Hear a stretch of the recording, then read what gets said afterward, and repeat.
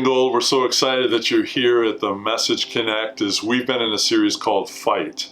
And this is the second sermon, second study in a series called Fight for Your Kids, Fight for Your Families. And we want to encourage you how to be an intentional dad as you lead your home and as you lead your family.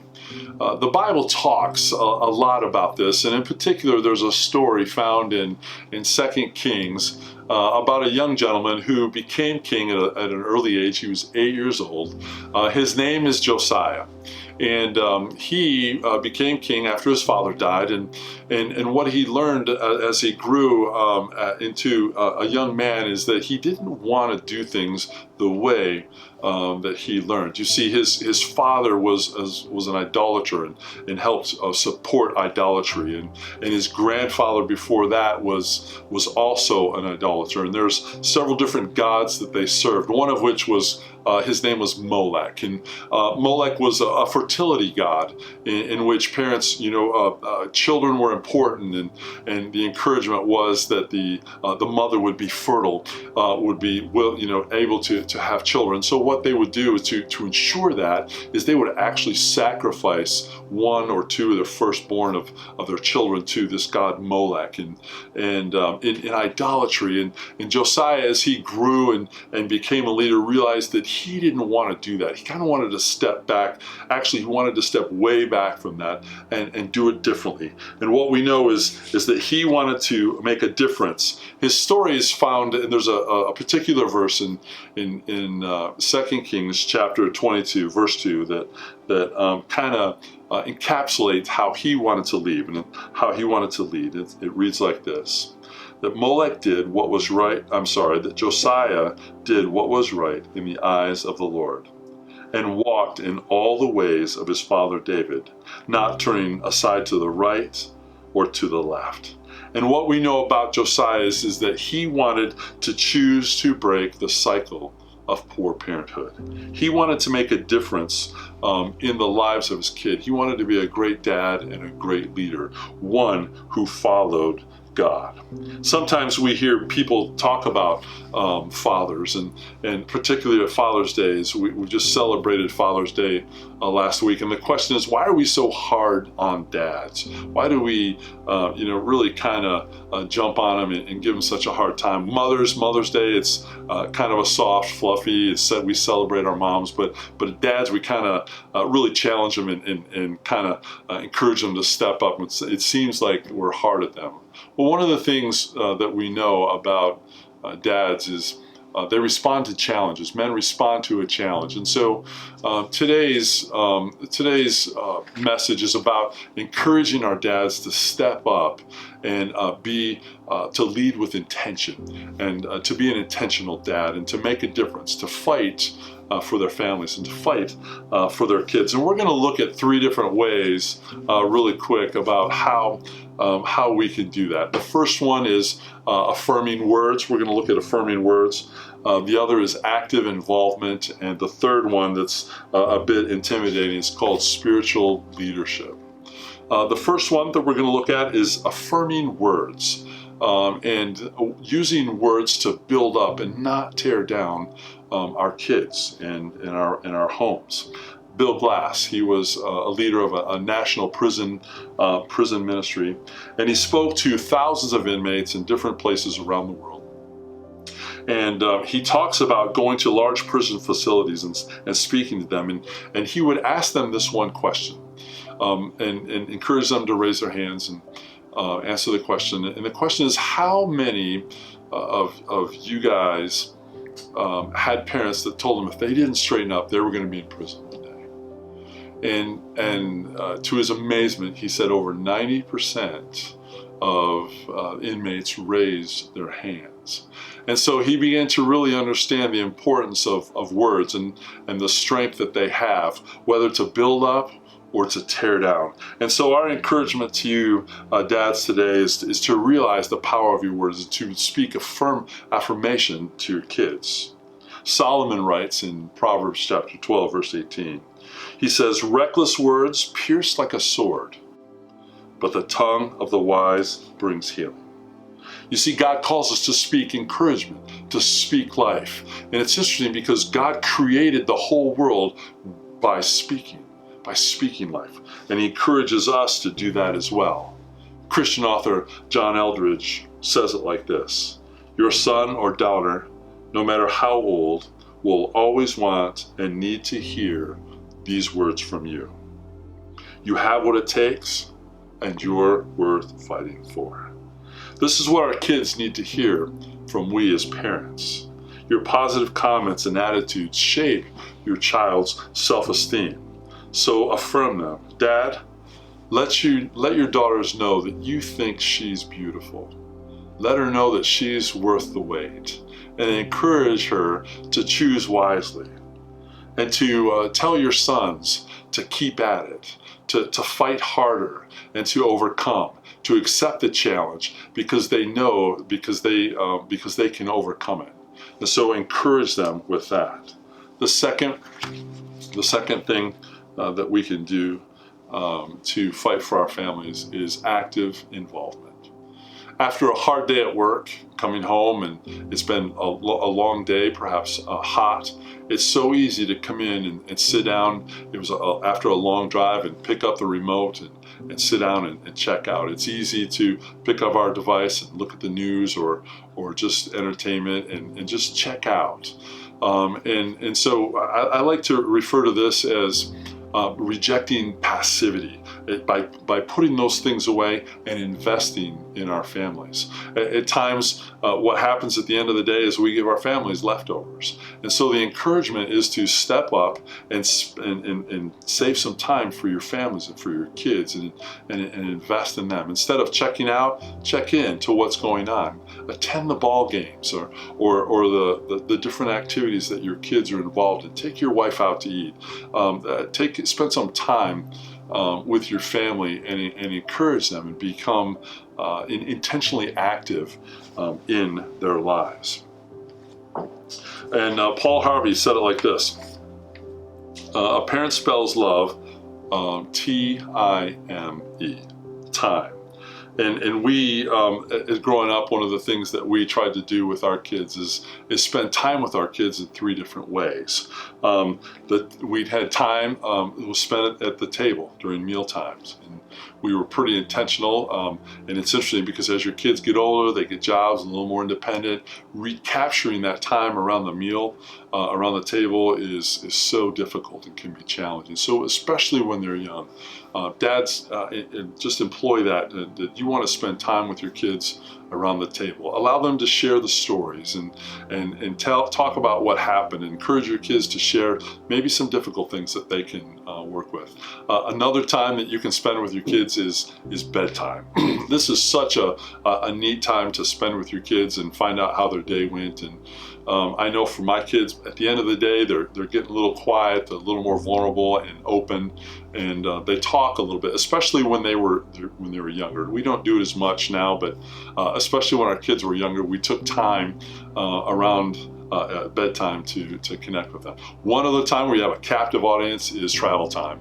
When you're with your kids or with your family, you can tell stories, bring correction, spend time with your kids actively as you drive, and encourage them to open up and talk about discussions and encourage them to talk to you, and just spending time being actively involved in the life of your kids. You see, God is the ultimate parent, and he encourages us and helps us understand better how we can grow and learn and do as parents. God is always available, and he makes time for us. In Matthew chapter 11, verses 28 through 30, it reads, "Come to me, all you who are weary and burdened, and I will give you rest. Take my yoke upon you and learn from me, for I am gentle and humble at heart, and you will find rest for your soul. For my yoke is easy and my burden is light." And so he encourages us to come to him when we need it. If we need someone to talk to, he's always ready to listen. If you need a shoulder, he'll offer his. So dads, let me ask you a question. What would your kids say would be the most important thing to you? Would it be your job, perhaps your golf clubs, or your hobby, or that special vehicle. Let me help you understand this. Your kids know what's important in your life, and the encouragement is to help them understand that they're the ones that are most important in your life. I'm not saying you can't have hobbies or a fulfilling job, but the goal is to help our kids understand that they're important to us. The third thing is spiritual leadership. Now, when I say spiritual leadership, oh my goodness, it's sometimes it's so intimidating, and we feel like we need to be like Moses and lead like Moses, or we need the courage of Joshua to lead our homes and to lead our kids. But it's really not that difficult. And so my encouragement to you is don't be so intimidated by the role that God has placed you as the spiritual leader of your home, as you lead your wife and as you lead your kids. I want to encourage you to step up and be the spiritual leader of your home. And the first way to really do this is first to invest in your relationship to your Heavenly Father. To be a father, it's best to spend time with God, with your devotions during your morning coffee. Right now, I'm going through. There's so really good ways to do this. You can use your just read the Bible. I've started a couple really good series in my Bible app. But spend time with your Heavenly Father. Spend time praying to Him, asking Him for guidance and leadership as you try to be the leader in your own home, the spiritual leader in your home. Here's what I know. You can't give what you don't have. You can't invest a relationship with God and your own kids if you haven't already done that. And so invest in your relationship with Jesus, and it'll make all the difference in the world. Secondly, is teach your kids obedience. Teach them how to obey. Ephesians chapter 6 verse 1 says, "Children, obey your parents in the Lord, for this is right." Now, this is an important step as we help our kids understand respect and learning how to listen to their elders and people who are over them, whether it's at work or wherever they're at. And what happens is when we encourage our kids to learn obedience, that's going to transfer later in their life as they develop their relationship with God. They're going to learn how to obey their Heavenly Father. And this is so important because there are things that God teaches us and wants us to learn.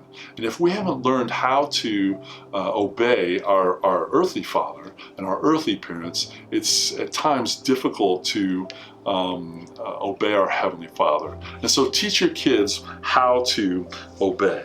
Thirdly, I want to encourage you to model grace. Model grace. And grace says that it's okay to mess up. When we create a space at home where our kids can fail, we create a safe place for them to experiment and to do well. We create a place where they can mess up and recover and encourage them to try again. So model grace to your kids. Let them know it's okay. And there's two things that I want to encourage you as dads to remove from your vocabulary and the way you speak. The first one is sarcasm. Sarcasm sometimes can be so biting and hurtful, and it pulls away from grace. And the other one is contempt. When we respond to our kids, when they should know how to do something and they forget, or they just don't understand how you're trying to teach them and you lead them, and then you use phrases like, "Really? Did you have to do that?" And we insert contempt into our tone. And so I want to encourage you to step away from that and to create safe places of grace and do-overs in your home and model grace for your kids. So don't be intimidated by being a spiritual leader in your home. Number 4, I want to encourage you to protect your family. And this is one of the things that we try to do as dads. We try to spiritually protect our family from the outside negative influences in the world. And we try to make our home a safe place spiritually. And one of the greatest ways that you can do this is to pray for your family, to pray for your kids, to pray for your wife and your relationships with each other. I remember when my children were little, I would, while they were sleeping, I would go into their room and pray with them, pray for them. And as they got older, they would wake up and see Dad kind of standing in the room. It got a little creepy, so I don't do that anymore. So I step outside the room and I still pray for them from time to time outside the room. But one of the greatest gifts that you can give to your kids and to your family is to pray for them and intercede for them for God's protection and God's leadership and help to your kids, and let them know that your home is a safe place. And again, when my kids were younger, we had a lot of different influences. A lot of kids from the neighborhood was in our home. And so a lot of different things came in the house with them, language that we didn't approve of, and different attitudes. And what we would do is when those things showed up, then we encouraged our neighbors to understand as well that those things weren't appropriate. And we loved it that they were here, but this is a safe place not only for our kids, but for them as well. And now today in our culture, we have the internet, you have television, cable, and the different things that come in through our devices and our televisions. And so, dads, I want to challenge you to pay attention to that and the different influences that enter your home through our electronics, and really being intentional to know what's going on in the lives of your kids through these devices. And so the encouragement is for you to step up and be the leader in your home to protect your kids and your families. And I want to say real quick for the single moms today watching, and let me say that God has a special place in heaven for you. I'm sorry for the circumstances that found you as a single parent, but God has given a verse from David's diary that's here to encourage you. Psalm 68, where God describes his Heavenly Father. David describes his Heavenly Father in verse 5 of 68. He describes him as a father to the fatherless, a defender of widows, is God in his holy dwelling. You see, what we know is that God is really good at making up that difference. And we know it's difficult being a single mom and a single parent. And we know that God gives grace. And what he does at times is he replaces that father figure with a godly man or a godly influence in your child's life. And so we know that God sees that and extends grace to you. So I want to encourage you as you lead your kids as a single parent. And I'd like to close today with a story. And there are times as a parent, as a dad, we don't feel adequate. And as I said earlier, we feel like as a spiritual leader, we feel like we need the leadership of Moses and the greatness of who he was, or the courage of Joshua. And we don't feel adequate or feel like we're good enough to lead our homes and our children. And so I want to encourage you with this story. My kids were 5 and 7, and we were in Kentucky, and we were going through a cave, a natural bridge. And we stepped into this cave, and the boys were real excited about going into this cave. And the way to get into is we had to climb down a hole in these steps to get to the bottom of the cave. And I didn't have a flashlight, but there was a group of people ahead of us that did. And so we're like, man, we'll just stay up with them and we'll use their light and we'll get through and enjoy it. Well, my boys were a little slower getting down to the base of the cave. And so waiting for them, the crew, they didn't know we were following them. The crew that we were following, they got on ahead, and before I knew it, we were at the bottom of this cave with no lights. In fact, it was so dark you couldn't even see your hand in front of your light. And Nate's behind me, and Jonathan's, I got a hold of Nate, I got a hold of the kids, and Nate starts crying, and Jonathan's like, what do we do? What do we do? And I, of course, I didn't know, and I got to feeling around, and here, this was before smartphones. I had a little flip phone. And I opened this flip phone, and it's got this little 3x3 screen on it. I think it's about the size. And the phone had, the screen glowed. It had just a little bit of glow of a light. But there was just enough light that came from that phone that we could see the floor of this cave, and we could see the walls. In fact, there was enough light that we could venture through, and I could lead my kids out of that cave. In fact, we beat the other crew who got lost. We beat them out of the cave. And I share that story because it wasn't a really bright light that got us out of that cave.